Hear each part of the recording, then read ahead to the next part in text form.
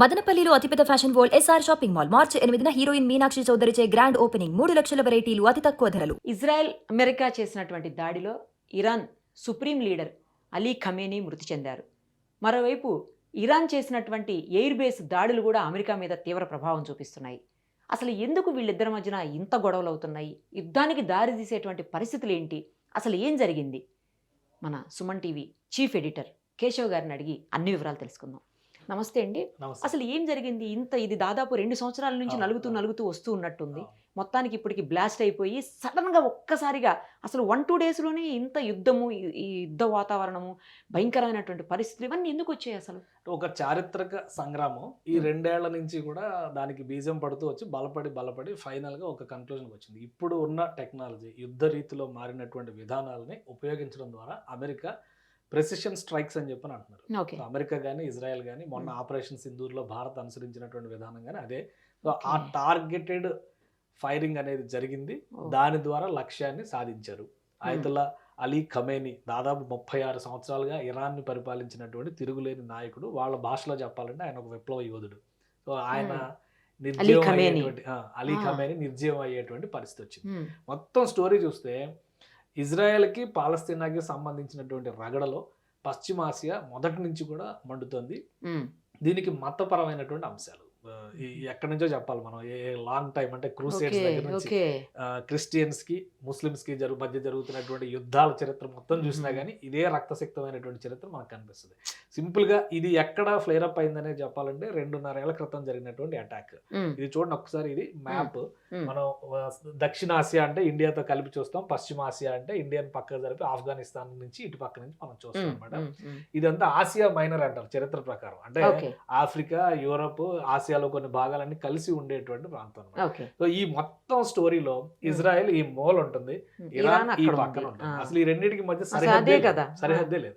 కానీ జరుగుతుంది ఏంటంటే ఇజ్రాయెల్ పాలస్తీనా 2 దేశాల ఆవిర్భావం వెనకాల ఒక చారిత్రక కోణం ఉంది. సో అది ఇప్పుడు ఎవరు సరిచేయలేరు. గత 70 ఏళ్ళగా అది నడుస్తూనే ఉంది. పాలస్తీనా ఇజ్రాయెల్ ని పోరాటం జరుగుతున్నటువంటి క్రమంలో పక్కన ఉన్నటువంటి దేశాలు చాలా వరకు పాలస్తీనాకి మద్దతుగా నిలిచినాయి. వాటిలో ప్రధానమైన ఏంటంటే ఇస్లాంని అనుసరిస్తున్నటువంటి దేశాలు. సో వాటిలో కూడా ఇక్కడ ఈ చుట్టుపక్కల ఇది ఇజ్రాయెల్ దేశం, ఇందులోనే చిన్న భాగంగా పాలస్తీనా ఉంటుంది, గాజా స్ట్రిప్ ఉంటుంది. గాజా స్ట్రిప్ దగ్గర మొన్న వివాదం రాసుకుంది. ఇప్పుడు దీనికి ఇటు పక్కన లెబనాన్, ఇటు పక్కన సిరియా, ఇటు పక్కన జోర్డాన్, ఈ చివర ఇరాన్. పశ్చిమ దేశాలకి, పాశ్చాత్య దేశాలకి అమెరికా పెద్దన్న అని ఎలా అంటున్నామో ఇప్పుడున్న పరిస్థితుల్లో ఈ పెద్దన్న పాత్ర ఇరాన్ పోషిస్తుంది ఈ పాలస్తీనా ఉద్యమానికి. వీళ్ళు ఒక హిజ్బుల్లా అనేటువంటి ఒక తీవ్రవాద సంస్థని నేరుగా వాళ్ళు ప్రోత్సహిస్తున్నారు. ఈ సరిహద్దుల్లో వాళ్ళు షెల్టర్ ఇవ్వడానికి లెబనాన్ కానీ సిరియా కానీ సహకరిస్తూ ఉన్నాయి. ఇంకోవైపు పాలస్తీనాకి సంబంధించి హమాస్ తీవ్రవాదులు ఉన్నారు. ఇటు జోర్డాన్ వైపు నుంచి, లెబనాన్ వైపు నుంచి హుయితీలు అని చెప్పిన వాళ్ళు ఉన్నారు. ఈ తీవ్రవాద మూకలందరికీ పెద్దన్న ఇరాన్ అనేది ప్రధానమైనటువంటి అభియోగం. దాని మీద గత 2 ఏళ్లుగా ఇరాన్, ఇజ్రాయెల్, పాలస్తీనా మధ్య జరుగుతున్నటువంటి రగడలో ఇరాన్ ని టార్గెట్ చేస్తూ వస్తున్నారు. ఇరాన్ మాత్రం టెక్నికల్ గా సమాధానం చెప్తుంది కానీ దాన్ని పూర్తి స్థాయిలో కండెమ్ చేయట్లేదు. దీనికి తోడు ఈ మధ్య కాలంలో వచ్చినటువంటి కొత్త అంశం, డొనాల్డ్ ట్రంప్ పదే చేస్తున్నటువంటి ఆరోపణ ఏంటంటే అటమిక్ పవర్ గా మారేటువంటి ప్రయత్నాలు చేస్తుంది. సీక్రెట్ అండర్ కవర్ లో ఈ న్యూక్లియర్ టెస్ట్లు చేయడానికి ఇరాన్ సన్నద్ధం అవుతుంది. దానికి ఇటు పాకిస్తాన్ నుంచి, అటు చైనా నుంచి కూడా మద్దతు ఉంది అనేటువంటి అభిప్రాయం. చైనా ఇక్కడ ఉంటుంది అనమాట. సో ఈ మద్దతు ఉంది అనేటువంటి అభిప్రాయం. ఇటు చైనా ఇక్కడ గనక ఈ చైనా పాకిస్తాన్ ఎకనామిక్ కారిడార్ అన్నారు కదా, ఇది వస్తే కనుక ఇరాన్ కి డైరెక్ట్ లింక్ అవుతుంది. ఇక్కడ ఈ అంశాలన్నీ జియోగ్రాఫికల్ గా రాబోతున్నటువంటి మార్పులన్నీ దృష్టిలో పెట్టుకుని అమెరికా చాలా స్ట్రాంగ్ గా దీన్ని వ్యతిరేకిస్తూ వస్తుంది. అందుకే ఇరాన్ కి వ్యతిరేకం అందుకే అయింది. ప్రత్యక్షంగా ఏమి లేదు. కానీ వాళ్ళు ఏంటంటే ఎంత పవర్ఫుల్ ఇన్ఫర్మేషన్ సేకరించారంటే వీళ్ళ యాక్టివిటీ మొత్తాన్ని, ఆయతుల్లా అలీ ఖమేనీ యాక్టివిటీ మొత్తాన్ని ట్రాక్ చేస్తూ వస్తున్నారు. ఈసారి యుద్ధం డిఫరెంట్ గా ఉండడానికి ప్రధానమైన కారణం డే లైట్ లో పగలు దాడి చేశారు. ఇప్పటివరకు జరిగినటువంటి అనేక సంఘటనలు రాత్రి వేళల్లో మాత్రమే జరిగింది. ఇది మాత్రం డైరెక్ట్ గా 30 ప్లేసెస్ ని టార్గెట్ చేసి ఆ 30 ప్లేసెస్ పైన కూడా ప్రెసిషన్ స్ట్రైక్స్ చేశారు. దాని వలన ఇరాన్ కి ఒక భయంకరమైనటువంటి ఉదయం ఆ రోజు చాలా ఘోరమైన దెబ్బ తగిలింది. దానికి తగ్గట్టుగా ఇరాన్ రిటాలియేషన్ కూడా చాలా స్ట్రాంగ్ గానే ఉందని చెప్పాలి మనం. ఎందుకంటే ఆల్రెడీ మనం ఉక్రెయిన్ రష్యా యుద్ధం చూస్తున్నాము. 2.5-3 ఏళ్ళు అవుతున్నా గానీ చిన్న దేశం ఉక్రెయిన్ ని దారిలోకి తెచ్చుకోలేకపోయింది రష్యా. కాబట్టి యుద్ధం వల్ల ఏది సాధించలేరు అనేది ఒక లైవ్ ఎగ్జాంపుల్ కనిపిస్తుంది. కానీ ఇక్కడ ఏంటంటే ఇది ఫుల్ ఫ్లెడ్జ్డ్ వార్ కింద కాదు, ఒక ఆపరేషన్ కింద చెప్తున్నారు. రోరింగ్ లైన్ అని చెప్పని ఇజ్రాయెల్ చెప్తుంది, ఇదేమో అమెరికా ఏమో ఇంకో పేరు పెట్టింది ఫ్యూరీ అని చెప్పని, అమెరికా ఆపరేషన్ ఫ్యూరీ అని చెప్పని అమెరికా అటాక్ చేసింది. సో వీళ్ళేంటి ఫుల్ ఫ్లెడ్జ్డ్ యుద్ధంగా దీన్ని చెప్పట్లేదు. అందుకని ఇరాన్ డైరెక్ట్ గా ఏం చేయాలో పాల్పోని స్థితి, జరిగినటువంటి ఘటనకి ప్రతీకారం ఉండాలి కాబట్టి ఒకేసారి చుట్టుపక్కల ఉన్నటువంటి 8 దేశాల మీద అటాక్ చేశారు. అమెరికా మీద చేసిన దాడిగా దాన్ని చూస్తానికి కూడా అవకాశం లేదు. మీకు చుట్టుపక్కల అన్ని చిన్న చిన్న దేశాలు ఉంటాయి. ఎందుకంటే ఇక్కడ మనం ఒక్కసారి గమనించి చూస్తే, ఇది ఒకసారి జూమ్ చేసి చూస్తే, ఇది ఇరాన్, ఇది ఇరాన్ ఈ పక్కన ఉన్నది. ఇరాన్ అంటే మీకు పర్షియన్ గల్ఫ్ అంటాం మనం. ఈ పర్షియన్ గల్ఫ్ లో ఉన్న చిన్న చిన్న దేశాలన్నింటిలో అమెరికా, ఇక్కడ బహ్రైన్, ఇక్కడ అమెరికా ఎయిర్ బేస్ ఉంది, ఇక్కడ ఖతార్, ఇక్కడ అమెరికా ఎయిర్ బేస్ ఉంది, యుఏఈ పైన అమెరికా ఎయిర్ బేస్ ఉంది. అలా చిన్న చిన్న మస్కట్ అంటే అటువైపు మనం దుబాయ్ కూడా కదా, ఖతార్, కువైట్ లో కూడా ఉంది. యుఏఈ లో దుబాయ్ ఏంటంటే ఎకనామిక్ పవర్ సెంటర్. దుబాయ్ లో ప్రఖ్యాత అంతర్జాతీయ స్థాయి అట్రాక్షన్స్ అన్ని ఉన్నాయి. వీటిని టార్గెట్ చేస్తుంది ఇరాన్. ఇప్పుడు ఏమీ చేయలేనటువంటి నిస్సహాయ స్థితిలో ఒక రకంగా మ్యాడ్ యాక్ట్ అంటారు యుద్ధంలో. యుద్ధ నీతులు ఏంటంటే ఏం చేయాలో పాల్పోని స్థితిలో విడిగా ఏదో అటువంటి ప్రయత్నం మాత్రమే ఇరాన్ చేస్తుంది. అందుకే జాగ్రఫికల్ గా వెస్ట్ ఏషియాలో అమెరికా బలానికి లేదా ఇజ్రాయెల్ స్థిరంగా నిలబడడానికి చాలా కీలకమైన ఆపరేషన్ గా ఇది అమెరికా చెప్తుంది, ఇజ్రాయెల్ చెప్తుంది. ఇరాన్కు మాత్రం ఒక బలమైన దెబ్బ. ఇరాక్, ఆఫ్ఘనిస్తాన్ కొలాప్స్ తర్వాత పశ్చిమాసియా ప్రాంతంలో మరొక ఇస్లాం దేశం, ఒక బలమైన ఇస్లాం దేశం కింద మనం ఇరాన్ చూడాలి. సో ఇది చాలా భారీ ఎదురు దెబ్బ కింద చూడాల్సి ఉంటుంది దీన్ని.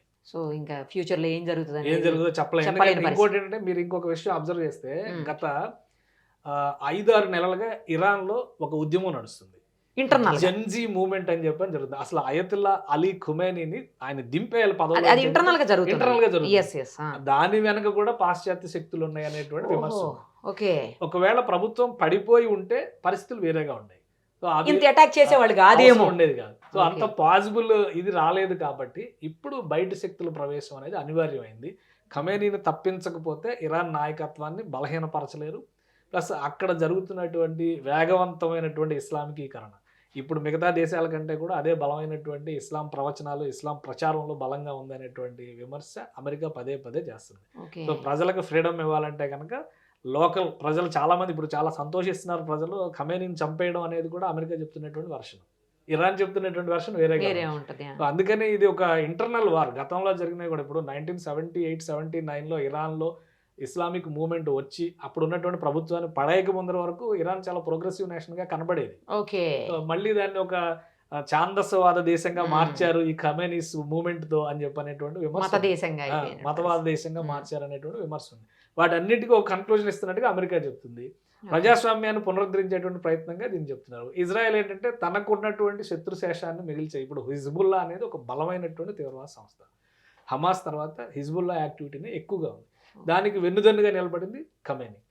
ఇప్పుడు ఖమేనీ చనిపోయాడు, ఆ ప్లేస్ ఎవరు రీప్లేస్ అయిపోతున్నారు? అంటే యాక్చువల్గా ఇరాన్లో ఉన్నటువంటి కాన్స్టిట్యూషనల్ స్ట్రక్చర్ ప్రకారం ఏంటంటే వీళ్ళకి ఇరాన్ రెవల్యూషనరీ గార్డ్స్ అనేటువంటి ఒక ఫోర్స్ ఉంది, ప్లస్ గార్డియన్షిప్ కౌన్సిల్ అని చెప్పిన ఒక కౌన్సిల్ ఉంది. అందులో ఒక విధంగా చెప్పాలంటే మన రాజ్యసభ లాంటిది అనుకుందాం. మన రాజ్యసభతో దాన్ని పోల్చడానికి అవకాశం లేదు, బట్ అదొక అత్యున్నతమైన సభ. అందులో దాదాపు ఒక 88 మంది సభ్యులు ఉంటారు. వీళ్ళందరూ కూడా మతానికి సంబంధించి మత పెద్దలుగా ఉన్నటువంటి, ఇప్పుడు ఖమేనీ కూడా ఆయన ఒక క్లెరిక్, అంటే ఆయన ఒక మత పెద్దగానే ఆయన ముందు వచ్చారు, తర్వాత రాజకీయాల్లోకి వచ్చారు. సో ఆ తరహాగా వచ్చినటువంటి ఒక కూటమి, మత పెద్దల కూటమి నాయకత్వాన్ని ఎంచుకుంటుంది. ఇప్పుడు ఇంటరిమ్ అడ్జస్ట్మెంట్ కింద 3 ప్రధానమైనటువంటి ప్రెసిడెంట్, వీళ్ళందరూ ఒక 3తో ఒక కమిటీ వేశారు. వాళ్ళు టెంపరీగా పరిపాలన చేస్తారు. ఇంకోటి ఏంటంటే ఇరాన్ కల్చర్ ప్రకారం ఇప్పుడు ఒక పెద్ద నేత చనిపోతే 40 రోజులు సంతాప దినాలు. ఈ 40 రోజుల యాక్టివిటీ అనేది చాలా తక్కువ ఉంటుంది అనమాట. సో ప్రజలు ఎవరు బయటికి రావటువంటి ఇంటర్నల్ వార్నింగ్స్ ఇచ్చారు. అలానే ఈ స్ట్రక్చర్ని రెడీ చేసుకునే వరకు కూడా యుద్ధం విషయంలో ఆ కమిటీకి అన్ని బాధ్యతలు అప్పగించేశారు. సో వాళ్ళు ఏ విధంగా రిటాలియేట్ చేస్తారో సరెండర్ అవుతారా లేదా ఇంకా గట్టిగా కొనసాగేటువంటి అవకాశం ఉంటుందనే దాని మీద ఇరాన్ భవిష్యత్తు కూడా ఆధారపడింది. గట్టిగా పాశ్చాత్య దేశాల ఇన్వాల్వ్మెంట్ కూడా జరుగుతుంది. ఓ పక్కన నేను ప్రతిదీ యుద్ధం ఆపా, లేకపోతే వాళ్ళు చచ్చిపోయాడు, వీళ్ళు చచ్చిపోయాడు, పాకిస్తాన్ ప్రెసిడెంట్ చచ్చిపోయాడు, నేనే యుద్ధం ఆపినా, నేను చాలా మంచోడిని, నాకు శాంతి బహుమతి ఇవ్వాలి అని మాట్లాడతాడు కదా ట్రంప్. మరి ఆయన ఎందుకు చేస్తున్నాడు ఇప్పుడు యుద్ధం? ఆయన చాలా దగ్గరగా ఉండి అటాక్ మొత్తం మానిటర్ చేసింది ఆయన. అదే మరి ఆపరేషన్ ఫ్యూరీ మొత్తం నా కనుసన్నల్లో జరిగిందని ఆయనే చెప్పాడు. దీనికి అదే బలమైన కారణాలు ఏంటంటే, ఇక్కడ మీరు ఒక్కసారి మళ్ళీ ఇప్పుడు ఆఫ్ఘనిస్తాన్ లో అమెరికా పట్టు లేదు, అది పూర్తిగా స్వతంత్ర దేశంగా వాళ్ళ పరిపాలనా విధానం అంతా తాలిబాన్ నేతృత్వంలో జరుగుతుంది. పాకిస్తాన్ మాత్రం అమెరికా కంట్రోల్లో ఉంది. మొన్న ఒక స్టేట్మెంట్, ఆసక్తికరమైన స్టేట్మెంట్ కూడా ట్రంప్ ఇచ్చారు. ఒకవేళ నేను ఆపకపోతే 30 కోట్ల మంది పాకిస్తానీలు చెప్పాడు. అంటే ఏంటి, కొంత ఇన్ఫర్మేషన్ ఉంది. ఓవరాల్ గా ఇలాంటి యుద్ధాలకు సంబంధించి కానీ అంతర్జాతీయ వ్యవహారాలకు సంబంధించి కానీ ఇంటెలిజెన్స్ రిపోర్ట్స్ అనేది చాలా కీలకమైనవి. Israel intelligence world's strongest intelligence. Mossad group చేసినటువంటి, ఈవెన్ భారతదేశం చేసినటువంటి ఆపరేషన్ సింధూర్లో చాలా ఇంటెల్స్ మొసాద్ నుంచి వచ్చినాయి అని చెప్పని చెప్తారు. ఒక ఎమోషనల్ కనెక్షన్ ఇజ్రాయెల్కి భారతదేశానికి కూడా ఉంది. అటువంటి అండర్స్టాండింగ్స్ ఉన్న నేపథ్యంలో ఇరాన్ని కనుక అక్కడ నియంత్రించకపోతే పశ్చిమాసియాలో మళ్ళీ కంట్రోల్ తప్పుతుంది అనేటువంటి ఒక ఆలోచన అమెరికాకి చాలా బలంగా ఉంది. డొనాల్డ్ ట్రంప్ తప్పని పరిస్థితిలో మేము చేసామని చెప్పి అంటారు. వీళ్ళు చెప్తున్న ప్రధానమైనటువంటి కారణాలు 2 కనిపిస్తున్నాయి. ఒకటి, తీవ్రవాదుల్ని కంట్రోల్ చేయడం, హిజ్బుల్లా లాంటి గ్రూపులను ప్రోత్సహిస్తున్నారు కాబట్టి కంట్రోల్ చేయడం. 2, లోకల్గా ప్రజలు ఖమేనీ నాయకత్వం నుంచి విముక్తి కోరుకుంటున్నారు కాబట్టి మేము ఆ విముక్తిని ప్రసాదించామని చెప్తున్నారు. చేసుకుంటారు కదా లోకల్లో, మీకు అవసరం లేదు. ఈ జస్టిఫికేషన్స్ చేయడం కోసం మాత్రమే ఈ అటాక్స్ జరిగినాయి. అమెరికా అనేది ఇన్వాల్వ్ అవ్వకుండా ఉంటే ఇంత దారుణమైనటువంటి తీవ్రమైనటువంటి పరిస్థితులు, యుద్ధ వాతావరణం కానీ తగ్గిపోయే అవకాశాలు ఉంటాయేమో. ఇంత అంటే ఒకటి ఇక్కడ స్ట్రాంగెస్ట్ కంట్రీ ఏదైనా ఉందంటే డిఫెన్స్ మెకానిజంలో ఇజ్రాయెల్.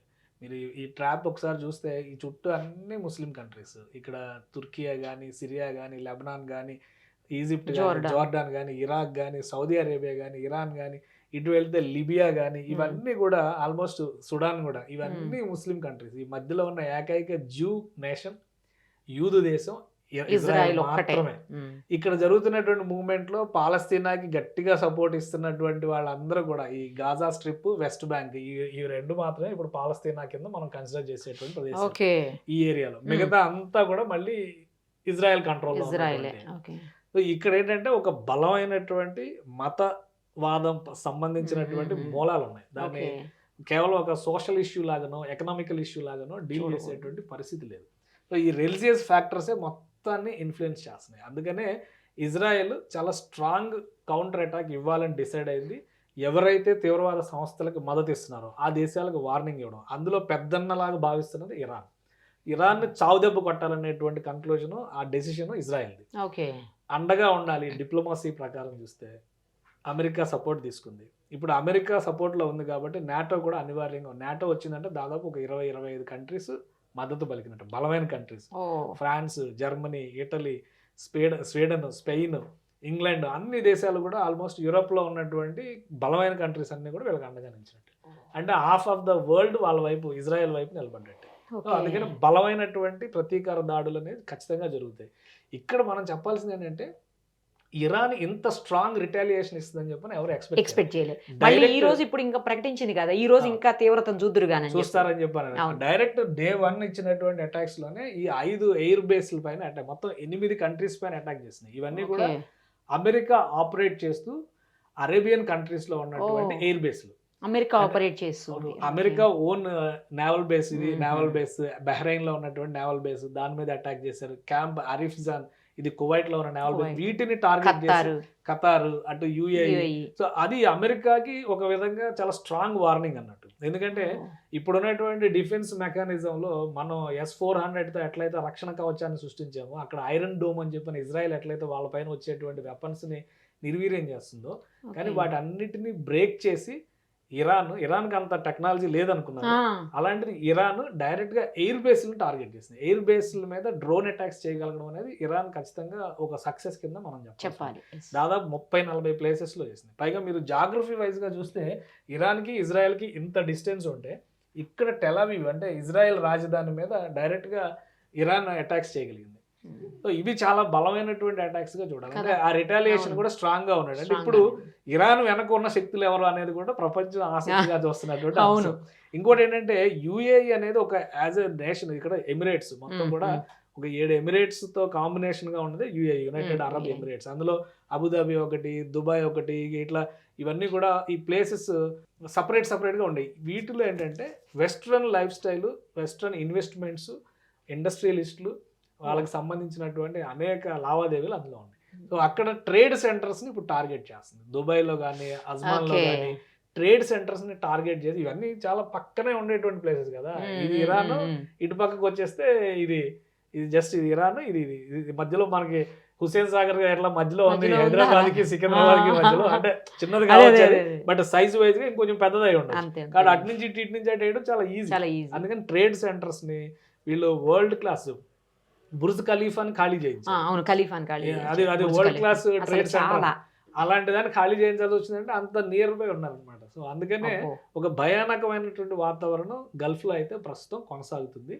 ఇరాన్ ని ఎంత తొందరగా నియంత్రిస్తే ఈ సమస్యకు అంత తొందరగా పరిష్కారం దొరుకుతుంది. ఇప్పుడు ఈ జలసంధి ఏంటండి? జలసంధిని క్లోజ్ చేయడం వల్ల చాలా రకాల ప్రాబ్లమ్స్ ఇతర దేశాలు కూడా ఫేస్ చేయాల్సి వస్తుంది. తర్వాత ఈ చమురు ధరలు కూడా విపరీతంగా పెరిగిపోయే అవకాశం ఉంటుందంట. మన మీద ఏమన్నా, అంటే ఇండియా మీద మనం కొంచెం తగ్గించినట్టున్నాం ఈ మధ్య కాలంలో. మరి మన మీద ఏమన్నా పడే అవకాశం ఇండియానే కాదు, ఆల్మోస్ట్ చమురు దిగుమతులకి వెళ్ళే దేశాలు అన్నిటిపైన ఇది ప్రభావం చూపిస్తుంది. అసలు ఇది ఒక కాంప్లికేటెడ్ జాగ్రఫీ. మనం 2 ఖండాలను విభజన రేఖలు ఎక్కడా లేవు. యూరప్కి, ఆసియాకి, అలానే ఆఫ్రికాకి ఇది స్పష్టంగా విడిపడినటువంటి ఖండం అంటారు. ఆస్ట్రేలియా ఏదో ఒక చివర ఉంటుంది, చుట్టూ సముద్రంలో ఉండేటువంటి ఖండం. అమెరికా కూడా చుట్టూ సముద్రంలో ఉండేటువంటి ఖండం. కాకపోతే సైజుని బట్టి ఉత్తర అమెరికా, దక్షిణ అమెరికా, మళ్ళీ ఉత్తర అమెరికా, దక్షిణ అమెరికా మధ్యలో ఖండాల భేదం ఏమీ లేదు. ఇక్కడ కూడా జాగ్రఫీ పరంగా ఏంటంటే, ఇందాక చెప్పాను కదా ఆసియా మైనర్ అని, ఇట్లా ఇటు మీరు కలిస్తే ఇది యూరప్ లోకి వెళ్ళిపోతాం, ఇటు కలిస్తే ఇటు ఆఫ్రికాలోకి వెళ్ళిపోతాం, ఇది మొత్తం ఆసియాలోకి వస్తుంది. సో మొదటి నుంచి కూడా వ్యాపారం విషయంలో ఉన్నటువంటి కీలకమైనటువంటి మార్గాలు 2 ఉన్నాయి. ప్రపంచ దేశాలు అన్ని కూడా భారతదేశానికి రూట్ ఎందుకు కనుక్కోవాలనుకున్నారు అంటే, ఈ ప్రాంతం అంతా కూడా ఇస్లామిక్ నేషన్స్ కంట్రోల్లోకి వెళ్ళిపోవడం వల్ల యూరోపియన్ కంట్రీస్ కి ఎంట్రీ లేదు కాబట్టి సముద్ర మార్గం కనుక్కోవాలని వచ్చారు. సో అదే తరహాలో ఈ జాగ్రఫీ చూస్తే ఇక్కడ మనకి సూయజ్ కెనాల్ అనేది ఒక కీలకమైనటువంటి మార్గం. ఆఫ్రికాకి, ఆసియాకి మధ్యలో విభజన రేఖ సూయజ్ కెనాలే. యూరోప్ నుంచి వ్యాపారం అంతా ఇటు నుంచే జరుగుతుంది. ఇది ఒక కీలకమైన మార్గం. ఇదంతా ఈజిప్ట్ కంట్రోల్లో ఉంటుంది. ఇటు వచ్చేసరికి హోర్ముజ్ జలసంధి అనేది చాలా కీలకమైనది. పర్షియన్ గల్ఫ్ అనేది అరేబియన్ గల్ఫ్ అంటారు, చరిత్రపరంగా పర్షియన్ గల్ఫ్ అని కూడా అంటారు. ఇది హోర్ముజ్ పాయింట్ అన్నమాట. ఇక్కడ హోర్ముజ్ ఐలాండ్ అని చెప్పి ఒక చిన్న ఐలాండ్ ఉంటుంది. ఇదంతా కూడా ఇరాన్ టెరిటరీ. సో దీనిపైన ఆటోమేటిక్ గా కంట్రోల్ స్ట్రైట్ ఆఫ్ హోర్ముజ్, దీన్నే జలసంధి అంటారు. సో ఈ మార్గం నుంచి ఇక్కడ నుంచి జరిగేటువంటి వాణిజ్యం మొత్తం జరుగుతుంది. ఇక్కడ నుంచి జరిగే వాణిజ్యంలో మేజర్ పర్సెంటేజ్ హోర్ముజ్ నుంచి పెట్రోలియం ఉత్పత్తుల ఎగుమతులే ఉంటాయి.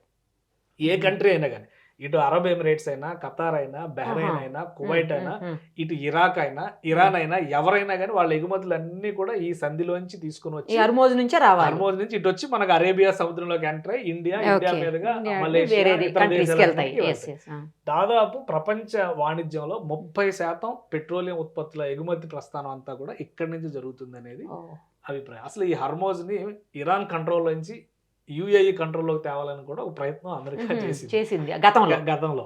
అది చాలా స్ట్రాంగ్ ప్రొటెస్ట్ వచ్చింది అనమాట. ఇప్పుడు ఇమ్మీడియట్ గా ఇరాన్ చేయగలిగినటువంటి చేసిన పని కూడా ఏంటంటే, ఈ హోర్ముజ్ జలసంధి రాకపోతే నిర్బంధం చేసింది.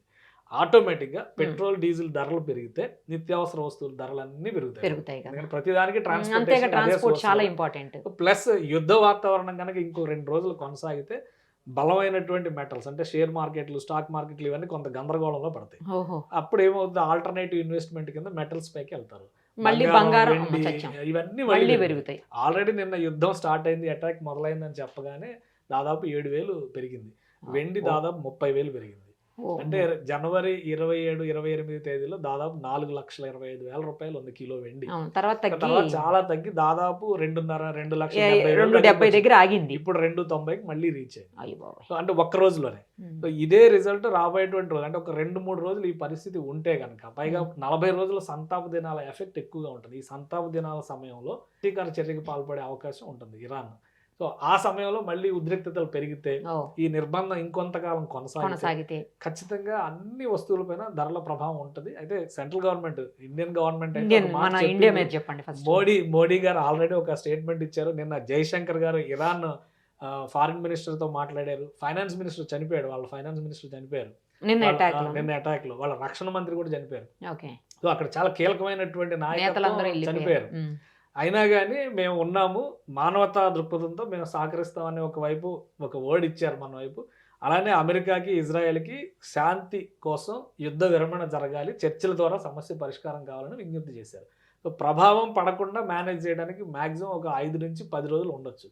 యుద్ధం అనేది కనుక అంతకంటే ఎక్కువ రోజులు కొనసాగితే కనుక ఖచ్చితంగా నిత్యావసరాల దగ్గర నుంచి అన్నిటిపైన ప్రభావం పడే అవకాశం ఇండియా మీద కూడా ఉంటుంది. ఇంకోవైపు ఇరాన్ లో ప్రజలందరూ కూడా చాలా సంబరాలు చేసుకుంటున్నారు. అంటే అక్కడ అలీ ఖలీఫ్ చనిపోయాడా లేకపోతే మేము అన్నిటి మీద దాడి చేయగలిగాం అనేది అసలు ఎవరికి అర్థం కావట్లేదు. ఎందుకు వాళ్ళు అక్కడ రెండు వర్షన్స్ ఉన్నాయి. ఇప్పుడు అఫీషియల్ మీడియా రిలీజ్ చేస్తున్నటువంటి వీడియోస్ అన్నిటిలో మేము చాలా స్ట్రాంగ్ రిటాలియేషన్ ఇచ్చాము 8 దేశాలకి, అలానే అమెరికన్ ఎయిర్ బేస్లను ధ్వంసం చేసేసామని చెప్పని లోకల్ గా ప్రచారం. ఇప్పుడు పాకిస్తాన్ పైన ఇండియా అటాక్ చేసినప్పుడు పాకిస్తాన్ లో సంబరాలు జరిగినాయి.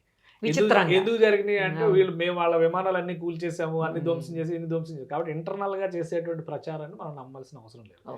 రెండోది, ఇప్పుడు వెస్ట్ ఏషియాలో ఉన్నటువంటి ఇంటర్నేషనల్ మీడియా చెప్తున్నటువంటి మాట ఏంటంటే అమెరికా మొదటి నుంచి చేస్తున్నటువంటి వాదన ఖమేనీకి వ్యతిరేకంగా ఇరాన్ ప్రజలు పోరాడుతున్నారు. సో ఖమేనీ ఖతం అయినందుకు ఇరాన్ ప్రజలు సంబరాలు చేస్తున్నారు. సో ఈ 2 వెర్షన్స్ వస్తున్నాయి. అందులో అది క్లారిటీ రావడం కొంచెం టైం, బట్ అంత పెద్ద లీడరు 36 సంవత్సరాలు పరిపాలించినటువంటి నాయకుడు, మత పెద్దగా ఉన్నటువంటి వ్యక్తి కాబట్టి ఖచ్చితంగా కొన్ని లక్షల మంది బయటకు వస్తారు. ఆయన చనిపోయాడంటే ప్రొసెషన్ లో పాల్గొనవచ్చు, నిరసనలు తెలియజేయచ్చు, అది ఉంటుంది ఖచ్చితంగా. రెండో వైపు కూడా ఉంటుంది, ఇది దేన్ని మనం కాదనలేము అన్నమాట. సో ఈ 2 వెర్షన్స్ సంబరాలు దేనికి జరుగుతుంది అనేది యాక్యురేట్ గా అక్కడ లోకల్ మీడియా అయితే క్లారిటీ అవుతుంది. ఎందుకంటే అది ఎప్పుడు నేషన్ ఫస్ట్ అంటాం కదా, నేషన్ ఫస్ట్ ఎవరికైనా.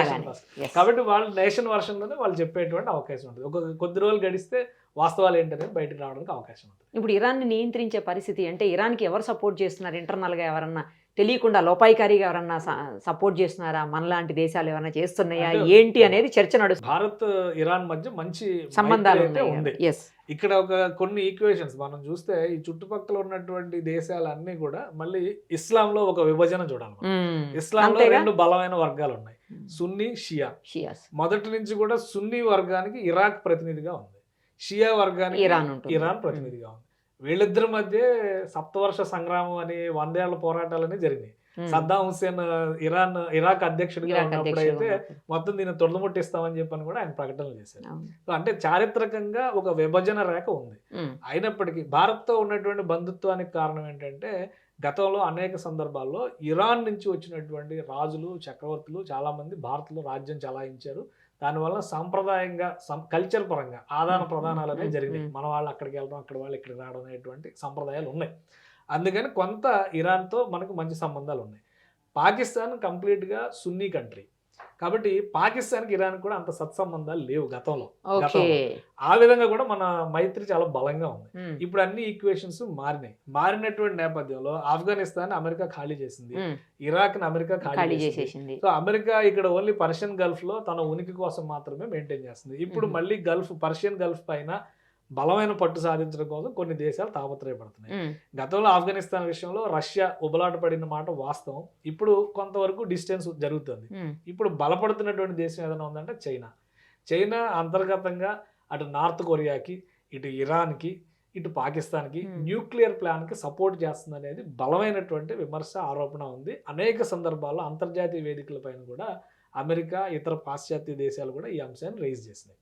సో దానికి సంబంధించి నిజంగా ఈక్వేషన్స్ ఉన్నాయా?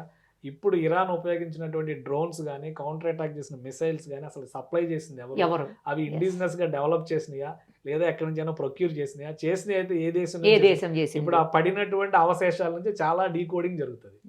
దాన్ని బట్టి ఖచ్చితంగా తెలుస్తుంది. దాన్ని బట్టి తెర వెనక పాత్రధారులు ఎవరు అనేటువంటి అంశం పైన కూడా ఒక స్పష్టత రావడానికి అవకాశం ఉంటుంది.